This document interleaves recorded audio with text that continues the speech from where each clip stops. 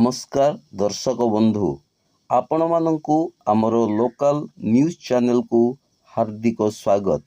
कंधमाल जिलार आजिर प्रमुख खबर ताजा खबर और आपणक अंचलर गुरुत्वपूर्ण संवाद पाई आम सहित रुहंतु।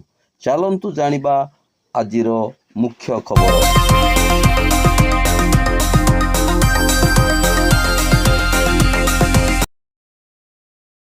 कंधमालरू आसीछि एक दुखद खबर। कंधमाल जिला बालीउडा थाना अंचलर खड़ग नदी रे डंगा ओलटी 2 जण निखोज होइथिबा खबर सामना को आसीछि। सूचना अनुसार मंगलवार एक डंगारे मोट 8 जण लोक फिरिंगिया अंचलर एजाक गाँरु पालासी गाँ दिगकू फेरुथिले। ढाका निकट खड़ग नदी मझिरे हठात डंगाटी ओलटी पड़िथिला।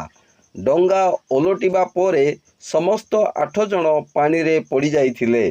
स्थानीय लोकंको तत्परतारे एवं बहुत परिश्रम परे 6 जन को उद्धार करा जाइथिला, किंतु 2 जनकर ए पर्यंत पता मिली नाही। निखोज 2 जनक मध्यरे 76 वर्षीय सुनंद मल्लिक एवं तांको बहु 37 वर्षीय राइंकी मल्लिक थिबा रिपोर्ट रे कुहा जाइछि। सेमाने पलासी गाँवर बासिंदा अटंती। घटनार खबर पाई बालीउडा अग्निशम बाहिनी घटनास्थल रे पहुंची खोजाखोजी आरंभ करिथिला।